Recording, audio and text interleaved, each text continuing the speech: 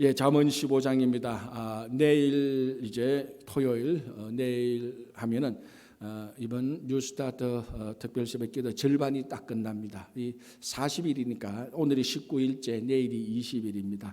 그래서 오늘은 잠언 15장 전반부를 보고 내일은 15장 후반부, 잠언이 31장이니까 내일 15장까지 이제 끝나고 8월 또 첫째 화요일부터는 뉴스타트 특별 새벽기도 이제 후반부를 시작하게 됩니다. 이렇게 저도 잠언 말씀을 준비하면서 저도 하나 이런 생각이 들더라고요. 이번 코로나 팬데믹으로 인해서 모든 게 지금 다 새롭게 다시 시작합니다. 다시 시작 안 할 수가 없지 않습니까? 그래서 다시 시작하면서 우리 이번에 뉴스타트 특별 새벽기도 주제처럼 이번 40일 새벽기도회를 마치면서 이것저것 다 얻겠다 그런 욕심보다는 딱 하나만, 정말로 하나님을 다시 섬기게 되어서 이 잠언이 말하는 그 지혜로운 사람으로서 앞으로 남은 인생을 살아가면 좋겠다, 이런 생각이 참 많이 들었습니다. 제가 앞으로 남은 인생을 얼마나 될지 그건 아무도 모르지만은 이 코로나가 사실은 그렇잖아요. 20세기 지난 100년 동안에도 이만한 사건은 없었습니다. 20세기면 2차 대전, 1차 대전, 2차 대전 이래도 이만한 사건이 없었습니다. 아직까지 계속 지금 진행되고 어떻게 될지도 모르니까.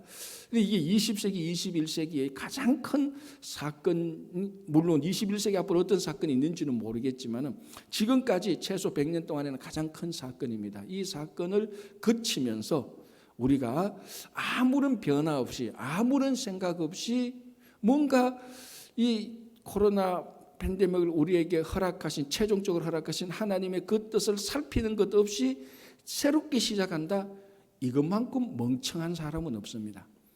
반드시 이 코로나 바이러스, 코로나9 이 팬데믹을 거치면서 우리가 새롭게 다르게 되어야 됩니다. 어떻게 될 것이냐, 그게 제일 중요한 것이죠. 어떻게 우리가 변화된 삶을 살 것인가.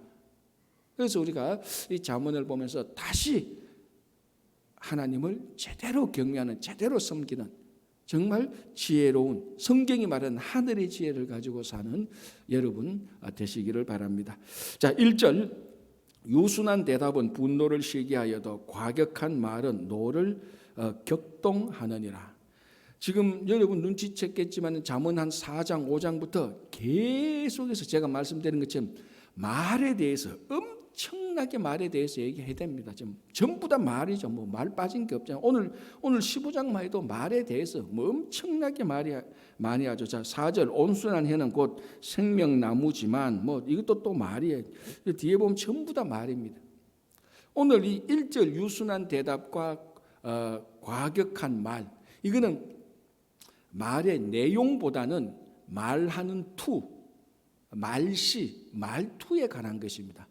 똑같은 내용의 말을 해도 어떻게 말하느냐에 따라서 상대방을 기분 좋게 할 수도 있고 상대방을 진짜 화나게 할 수 있습니다.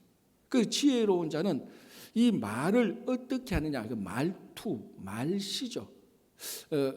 몇 개월 전에 한국에서 말투에 관한 책이 나왔습니다. 저는 굉장히 아직 읽어보지는 못했는데 제목만 딱 보고 이거 내가 반드시 언젠가는 한번 시간을 내서 읽어봐야 되겠다는 생각이 확 들었습니다.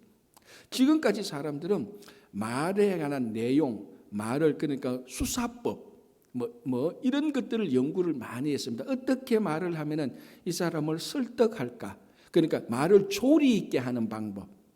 그러니까 이런 것들에 대한 이야기는 많이 있었는데 말투, 그러니까 조리 있게 말하는 것도 말의 내용이지 않습니까? 이 내용 말고 말하는 투, 똑같은 내용인데 어떻게 말을 하느냐에 따라서 이게 사람이 다 바뀐다는 겁니다. 그래서 오늘 가만히 보니까 이 잠언 15장 1절이 바로 그걸 말합니다. 똑같은 내용인데도 유순한 대답은 분노를 시게 하고 과격한 말은 사람을 격동시킨다는 거예요.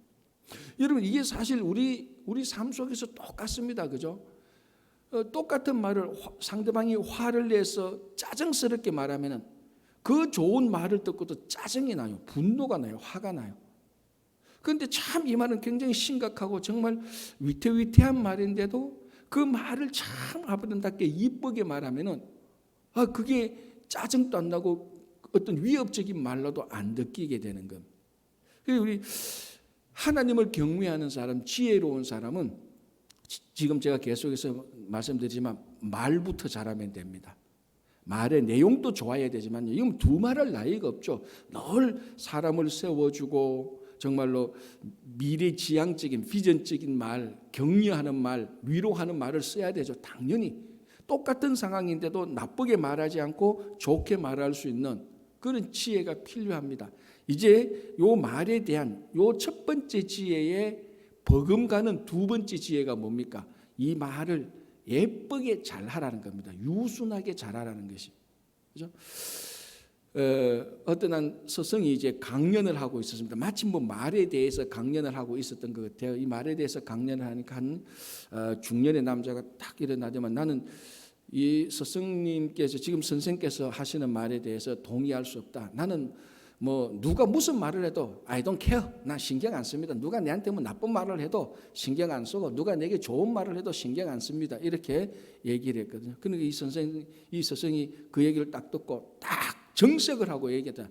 이 호로 자식 같은 사람이 그런 말을 하느냐고 막 정색을 해서 화를 내버리고 이 사람이 얼떨결에 확 화가 나가지고 아니 선생 같은 인격 높은 사람이 어떻게 나보고 내가 어떻게 사는 사람인지도 모르고 내가 어디 출신인지도 모르고 어떻게 내보고 호로 자식이라고 말하느냐고 막 화를 내는 거예요. 그러니까 스승이 듣고 보니까 잘못했죠. 아유 죄송합니다. 죄송합니다. 제가 그렇게 말하면 안 되는데 선생님 너무 죄송합니다. 제가 이렇게 하고 말을 부드럽게 하니까 알겠소. 선생이 그렇게 말하니 내가 다시 자리에 앉겠소. 이렇게 했다는 거예요. 그래서 선생이 딱 했습니다. 보시오. 내가 당신한테 화를 내서 말하니까 당신이 화를 냈고 내가 점잖게 말하니까 당신이 깔아앉아서 앉았잖아요. 말이에요. 그러니까 이 세상에 아무리 자기가 철면피라 할지라도 두꺼운 얼굴을 가지고 마음이 단단하더라도 사람이 어떻게 말하느냐에 따라서 100% 영향을 받습니다. 정도의 차이는 있겠죠. 그러면은 일반인 우리들은 오죽하겠습니까? 그죠? 여러분 우리 저 DMB나 이건 제 경험이 있기 때문에 그래요. 미국 처음 와서 DMB 갔는데 얼마나 짜증나고 얼마나 무시하게 말하는지요. 아직도 기억이 있어요. 각자마다 기억이 있잖아요. 그러니까 이 상대방의 말투만 부드러워도요. 이미 그 두 사람과의 관계는 굉장히 부드러워집니다. 말투 하나만. 말의 내용은 안 바꿔도 됩니다. 말투만 바꿔도요. 굉장히 이게 지혜로운 삶을 살 수 있습니다. 그게 제 말이 아니고 자문이 주는 하늘의 지혜입니다. 유순한 대답은 분노를 시기하여도 과격한 말은 노를 격동하는. 여러분 사람은 다 감정이 있기 때문에 저 사람이 말하는 거 감정이 섞인 말인지 아닌지 다 느낍니다. 다 느껴. 그죠? 자, 3절 볼까요? 여호와의 눈은 어디서든지 악인과 선인을 감찰하시느니라. 자, 하나님은 어디서든지 그러니까 모든 곳에서 말이죠. 악인과 선인을 감찰한다. 이 말은 하나님은 어디서든지 모든 사람을 다 감찰한다는 것입니다. 악인도 보고 있고 선인도 보고 있습니다. 그러니까 악과 선을 다 보고 있습니다. 우리가 가끔 이런 생각이 듭니다. 사실은 저도 목회를 하고 신앙생활 하다 보니까 제가 이거 잘못한 건데 이거 내가 하나님 앞에서 잘못한 건데 그러니까 이게 사람의 본능이 그랬잖아. 이거 하나님한테 내가 벌 받을 수 있을 건데 이거 하나님 근데 벌이 어떤 징계가 없이 일이 또 잘 돼요. 그때 어떤 간사한 생각이 듭니까? 요래도 되는구나. 될 수도 있구나. 그러니까 앞으로 그러니까 그 다음에도 그런 일 비슷하게 되면 그때도 이 일 했는데 그냥 잘 넘어가던데 그런 간사한 생각이 옅게 이어집니다. 그게 사람이에요. 그런데 오늘 뭐라고 말합니까? 어디서든지 악인과 선인 어디서든지 악과 선을 보고 있다는 겁니다. 하나님께서 내가 이거 잘못된 생각, 나쁜 행동을 했구나. 그런데 벌이 없다고 해서 그 즉시로 징계가 없다고 해서 하나님께서 안 보고 계시는 게 아닙니다. 그걸 우리가 명백하게 인식하는 거 굉장히 중요합니다. 반대로 내가 정말로 이렇게 수고하고 헌신하고 봉사했는데 아무런 보상이 없어. 또 일은 내가 그래도 이 정도 일하고 이 정도 기도하고 이 정도 말씀 보고 했으면은 일이 좀 잘 풀려야 되잖아. 내가 이 일을 위해서 기도했는데 일이 왜 이렇게 안 풀려? 하나님이 이런 거 무시하나? 하나님 이런 데 별로 관심 없나? 그리고 그 다음부터는 어떤 생각이 듭니까? 해도 안 되던데, 해도 뭐 하나님 별로 관심 안 두는데, 이런 생각이 또 살 기어 들어옵니다. 그래서 그 다음부터 어떻게 생각합니까? 뭐 그거 뭐 하나님 해봤자 뭐 일도 안 풀리고, 그런 생각이 들면서 이제 신앙생활이 나태해지기 시작하는 첫 단초가 되는 겁니다. 여러분, 그때도 하나님은 우리가 하나님께 잘한 것, 하나님께서 기뻐하시게 한 말과 생각, 행동, 하나님께서 다 알고 있습니다. 그러니까 어디서든지 악인과 선인을 감찰한다, 어디서든지 악과 선을 보고 계신다는 것은 우리가 선한 일을 했는데 당장 보상이 없다고 해서도 낙심할 필요가 없습니다. 하나님은 분명히 오늘 악인과 선인, 악과 성을 보고 계십니다. 선을. 반대로 우리가 악을 행했는데도 징계가 없다, 이거 괜찮다라고 생각하면 안 됩니다. 그때도 언제나 경계하고 조심해야 됩니다. 선한 일을 했는데도 보상이 없다고 해서 낙심할 필요도 없고, 악한 일을 했는데 징계가 없다고 해서 괜찮다라고 마음 놓아서도 안 된다는 겁니다. 하나님께서 다 보고 있습니다. 우리는 적각 한 행동에 대한 결과가 딱 와야 하나님께서 알고 계시는구나, 보고 계시는구나, 그런 생각을 하는 간사한 사람들입니다. 그러나 하나님은 다 보고 있습니다. 그걸 우리가 명백할 때 잘했다고 해서 보상 없고 나쁘다고 해서 벌 없다고 해서 서운하거나 마음 놓을 필요가 없습니다. 항상 하나님의 눈을 의식하고 살아가야 돼요. 그게 지혜죠. 진짜로 그게 지혜죠. 그죠? 자, 4절, 온순한 혀는 곧 생명나무이지만 패역한 혀는 마음을 상하게 하느니라. 패역한 혀, 뭐 이제 무슨 말인지 알지 않습니까? 뭐 짜증나게 하고 원망하게 하고 위협적이고 하여튼 뭔가 부정적인 말, 마음을 상하게 한다는 것입니다. 아까도 말씀드렸지만 선생님, 나는 누가 무슨 말을 해도 나는 신경 안 써요. 신경을 쓰기 때문에 그런 말을 하는 거예요. 사실은 신경 안 쓰면 그런 말도 안 하는 거예요. 그런 말이 신경 쓰이니까 의도적으로 신경 안 쓰려고 그런 말을 하는 거예요. 차라리 안 들으면 돼요. 그런데 들으면은 사람은 약간이라도 신경이 써요. 신경이 쓰이니까 패역한 애는 사람의 마음을 상하게 하는 겁니다. 자, 그런데 4절에 앞부분에 온순한 혀는 곧 생명나무다 이렇게 말합니다. 자, 13장 3절 볼까요? 앞에 13장 3절. 입을 지키는 자는 자기의 생명을 보전하나. 자, 이 잠언에서 특별하게 우리 말하는 것 또는 입과 연관된 내용 가운데 특별한 게 뭔가 하면은 이게 생명까지 연관시킨다는 겁니다. 자, 13장 3절. 입을 지키는 자는 자기의 생명을 보전한다. 여러분, 우리 한 사람의 인생에서 제일 중요한 게 뭡니까? 보물입니까? 건강입니까? 명예입니까? 자식입니까? 가족입니까? 자기에게 제일 중요한 것은 자기 생명입니다. 자기 생명 끝나면 다 끝나잖아요. 그런데 이 제일 중요한 생명이 뭐하고 직접 연관되어 있는가 하면 입, 말하는 거하고 연관되어 있다 그랬습니다. 그래서 오늘 본문 4절에도 온순한 혀는 곧 생명나무다라고 말합니다. 온순한 혀는 감람나무도 아니고 포도나무도 아닙니다. 사과나무도 아닙니다. 온순한 혀는 생명나무다. 자, 아까 1절에 유순한 대답은 분노를 쉬게 하여도라고 말했습니다. 유순한 대답은 분노를 쉬게 할 뿐 아니라 이게 온순한 혀하고 같으니까 생명나무라는 것입니다. 생명나무가 뭡니까? 생명이 열리는 나무죠. 사과나무에 뭐가 열립니까? 사과가 열리죠. 생명나무에 생명이 열립니다. 그러니까 온순한 혀, 이 온순한 혀가 뭐 알랑알랑 거리는 혀가 아니고 적당한 때에 적당한 말, 그 상황과 형편에 가장 알맞은 말을 말하는 거죠. 그래서 생명나무다. 생명이 열릴 만큼 중요한 것입니다. 그래서 지금 이제 우리가 잠언의 중반부를 보지 않습니까? 절정이잖아요. 중반부니까 이 절정에 말하는 지혜는 아까도 제가 말씀드린 것처럼 혀, 말하는 거, 입 엄청나게 지금 얘기하고 있는 것입니다. 그렇죠? 자, 6절 볼까요? 의인의 집에는 많은 보물이 있어도 악인의 소득은 고통이 되느니라. 자, 한 가지 우리가 분명하게 발견할 수 있는 건 무엇인가 하면 의인의 집에도 보물이 있고 악인에게도 소득이 있습니다. 그러니까 소득이 있느냐 없느냐, 부자냐 가난한 자냐, 이걸 가지고 악인이냐 의인이냐고 평가를 할 수 없습니다. 의인이든 악인이든 재물은 다 가지고 있습니다. 그러니까 재물 자체는, 제가 늘 말씀드리지만 재물 자체는 선한 것도 아니고 악한 것도 아닙니다. 재물 자체는 중성인 것입니다. 이 중성인 재물을 어떻게 벌어들이느냐, 어떻게 서느냐에 따라서 이 재물이 악이 될 수도 있고 선이 될 수도 있습니다. 그러니까 현재 당시에 악인에게도 소득이 많아요.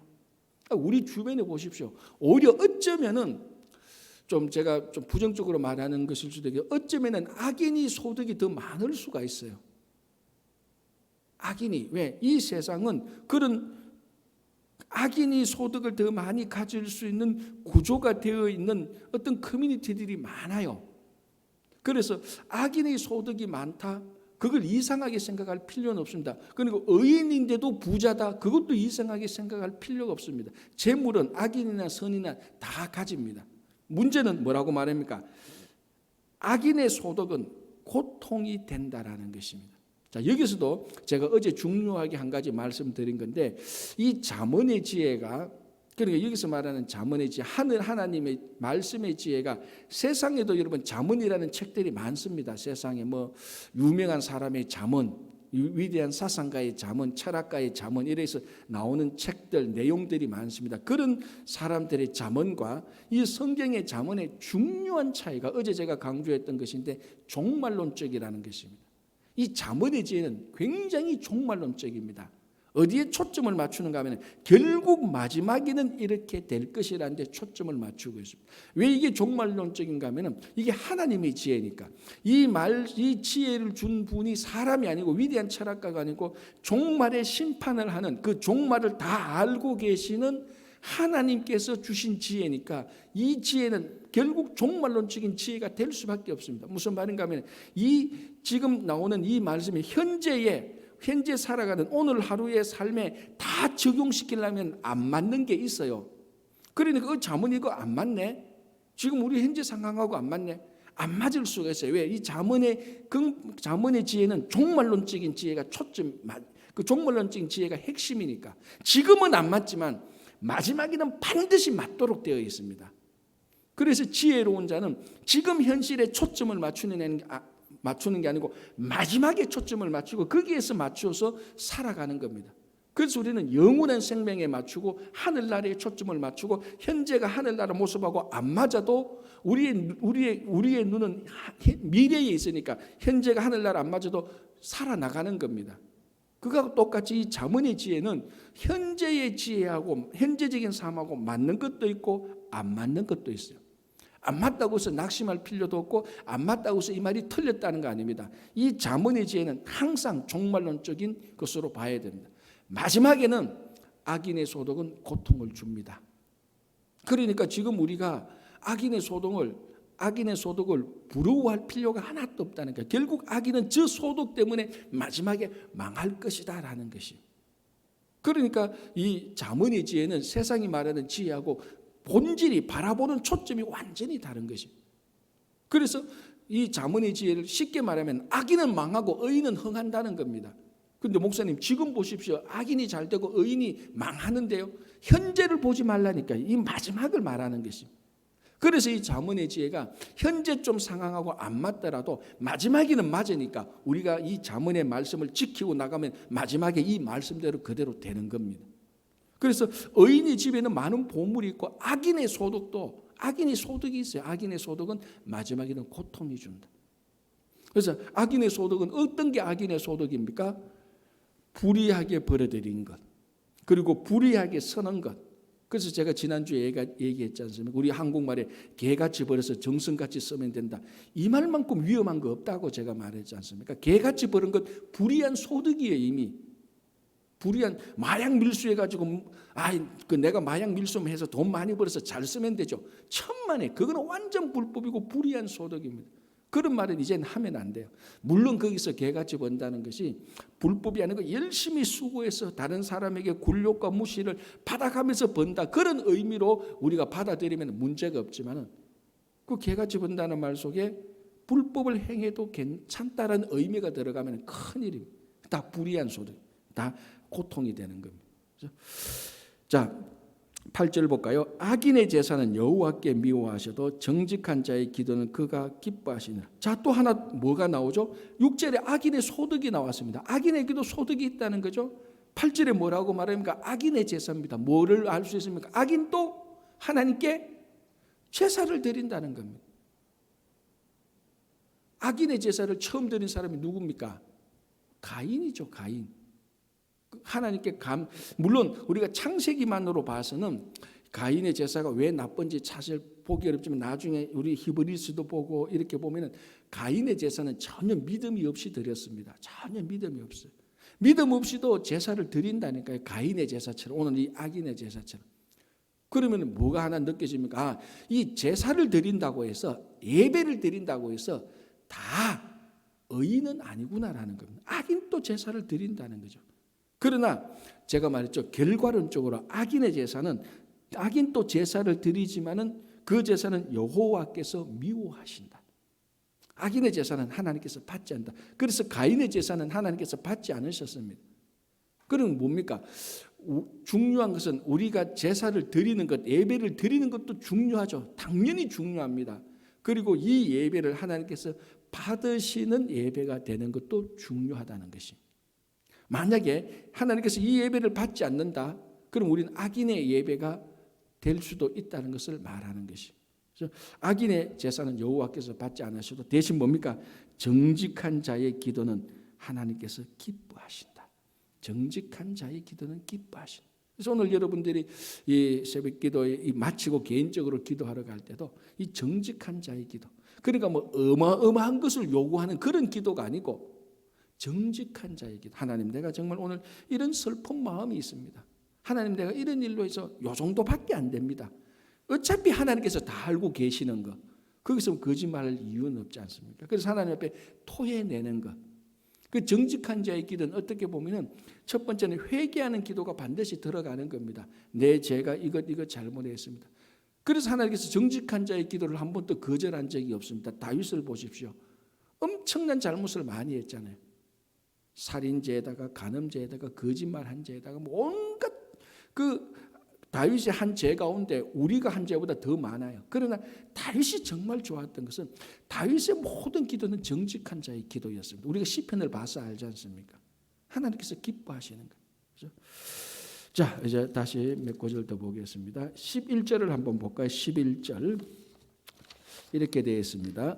서올과 아바돈도 여호와 앞에 드러나거든 하물며 사람의 마음이리요라고 됐습니다. 자, 여기서 서올과 아바돈이라고 하는데, 서올은 뭡니까? 서올은 이거죠. 지옥이죠. 사람이 죽으면 가는 곳을 서올이라고 말합니다. 그리고 아바돈은 이게 이제 아직까지 이런 장소들이 사람이 죽고 난 다음에 가는 장소이기 때문에 명확히는 모르지만 이 서울은 죽음의 장소는 맞는데 아바돈은 파괴의 장소, 멸망의 장소라고 합니다. 그러니까 아마 음부, 어떤 때는 이 아바돈이 음부라고 번역이 되어 있거든요. 그러니까 지옥, 이런 의미가 있겠죠. 그러니까 중요한 것은 여기서 서울과 아바돈의 차이가 뭐냐, 어떤 곳이냐, 그게 중요한 것이 아니고 서울과 아바돈은 사람이 죽고 난 다음에 가는 어떤 공간입니다. 사람이 지금 살아있는 공간도 모르는데 죽고 난 공간을 사람이 알 수 없잖아요. 그런데 그것조차도 하나님 앞에 드러나는 겁니다. 그러니까 사람이 알 수 없는 저 세상에 현세 이후의 삶도 하나님 앞에 확 다 드러납니다. 그런데 뭡니까? 하물며 사람의 마음이야. 살아있는 사람의 마음도 하나님 앞에 다 드러난다는 것입니다. 자, 우리가 어제 뭐라고 말하는 거 14장 10절 한번 보시기 바랍니다. 14장 10절에 이렇게 되어 있었습니다. 마음의 고통은 자기가 알고 마음의 즐거움은 타인이 참여하지 못한다. 그래서 제가 뭐라고 말했습니까? 잠언의 심리학이다. 사람이 다른 사람을 100% 알지 못한다 그랬습니다. 저 사람이 얼마나 고통을 받는지 아무리 긍휼과 자비를 가져도 그 사람의 고통과 그 사람의 내면을 다 알지 못한다고 했습니다. 그런데 오늘 15장 11절에 하나님은 우리가 죽고 난 다음 서울과 아바돈도 알고 우리의 마음을 다 안다는 겁니다. 이게 별거 아닌 것 같은데 굉장히 큰 위로가 됩니다. 자, 여러분, 내가 아프고 힘들고 외로울 때 내하고 가장 가까운 사람이 위로해도 위로가 안 될 때가 있습니다. 극한의 아픔일 때. 왜? 다 모르니까. 그런데 하나님은 아는 겁니다. 서울과 아바돈도 아시는 하나님께서 우리 마음이 어떤가를 다 알고 계십니다. 그래서 진짜로 우리 성도는 하나님께 위로를 받습니다. 진짜로. 야, 내가 이런 상황이 됐는데, 이렇게 억울한데, 이렇게 내가 무시당했는데, 사람들이 말하는 것도 좀 위로가 됐는데 그래도 속이 덜 시원해요. 왜? 내 마음을 몰라주니까. 그런데 하나님은 내 마음을 100% 그대로 알아주는 거예요.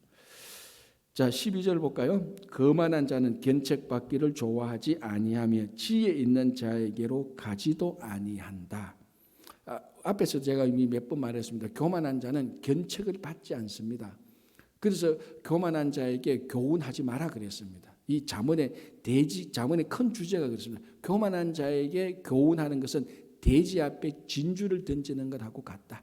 교만한 자에게 교훈을 하는 것은 다툼만 일어난다. 이런 얘기들이 있었습니다. 그리고 이 사람들은 뭡니까? 지혜 있는 자에게로 가지도 않는다라고. 우리 삼국지 보면은, 사실 삼국지 보면 가장 뛰어난 인물은 조조예요. 우리가 조조를 하도 부정적으로 말해서 그렇지, 진짜 가만히 보면은 조조는 가장 뛰어난 리더십이요. 지금 이런 세상에도 가장 필요한 리더는 사실은 조조예요. 사람을 아주 잘 쓸 수 있고, 능수능란하고, 판세를 볼 수 있고, 전쟁을 할 수 있고. 조조도 필요한 사람이면 자기가 끌었습니다. 그 관우를 자기 편으로 끌으려고 조조가 얼마나 많이 노력합니까? 그리고 관우는 결국 안 가죠. 유비한테로 가죠.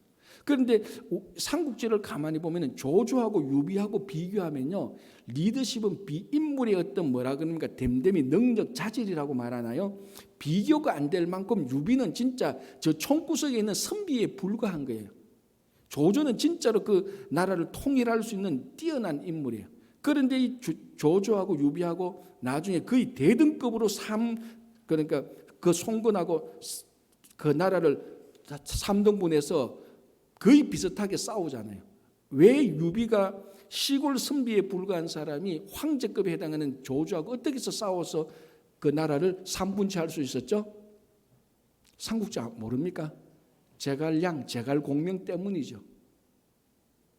그런데 이 유비가 제갈량 얻으려고 삼고초려하잖아요.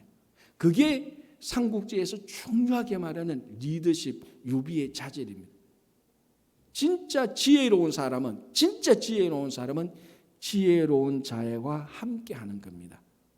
그래서 삼국지를 보면은 유비가 리더십에 대한 이런 끌고 가는 이런 거는 부족할 수 있지만은 사람을 품고 지혜로운 사람을 가까이 하는 것은 탁월합니다. 누구보다도 가장 탁월했어요. 그 리더십보다. 그래서 그 조그만 선비가 그만큼 올라갈 수 있는 것입니다. 거만한 자는 지혜 있는 자에게 가까이 하지 않습니다. 여기 지혜 있는 자에게 가시다. 그러나 정말로 겸손한 자. 그래서 유비에게 많이 배울 수 있는 것은 겸손과 덕과 정말 지혜. 그러니까 그 주변에 있는 몇 사람은 목숨을 걸고 유비를 지킵니다. 목숨을 걸고 지켜요. 진짜로. 그러니까 이게 그래서 지혜로운 사람을 많이 붙들고 있기 때문에 리더가 되는 겁니다. 오늘 보십시오. 거만한 자는 견책받기를 좋아하지 아니하고, 조조가 허점이 바로 이 부분이었습니다. 조조는 가만히 보면 자기가 워낙 뛰어났기 때문에 거만한 끼가 있었어요. 그래서 누가 조조한테 한마디 하면요, 딱 들어보고 이게 우리 말하면 감량도 안 되는 말이면 그 자리에서 죽여버립니다. 그 자리에 죽여버려요. 그러니까 조조는 교만함이 있죠. 워낙 뛰어나니까. 그러나 유비는 시골이 사람이었기 때문에 지혜로운 사람을 붙들어서 올라서는 겁니다. 거기에서 우리가 이 잠언의 지혜와 비슷한 것을 발견할 수 있어요. 지혜자에게 가까이 한다. 완벽한 지혜자는 예수 그리스도입니다. 정말로 지혜자는 예수 그리스도와 함께하는 겁니다.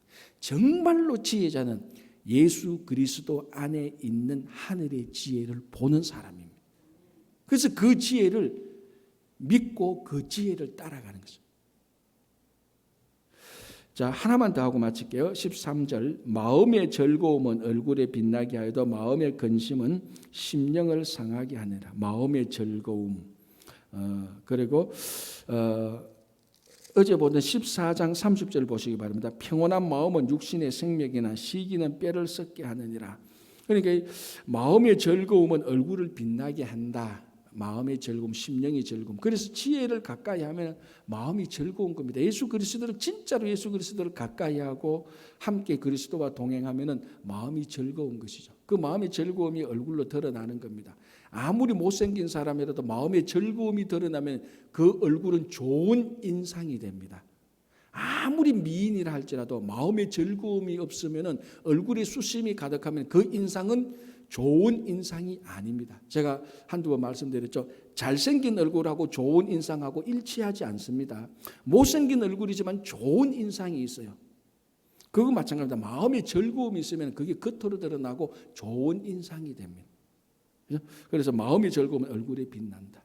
자, 이번 코로나 블루 시대에, 우울증 시대에 우리가 정말로 이 잠언을 보면서 지혜를 보면서 우리가 말씀을 보면서 야, 이 말씀이 정말로 기쁘구나 즐겁구나, 그게 마음속에서 불같이 일어나서 이 코로나 블루 우울증 시대에 즐거움에, 하늘의 즐거움을 누리는 여러분 되시기를 진짜로 바랍니다.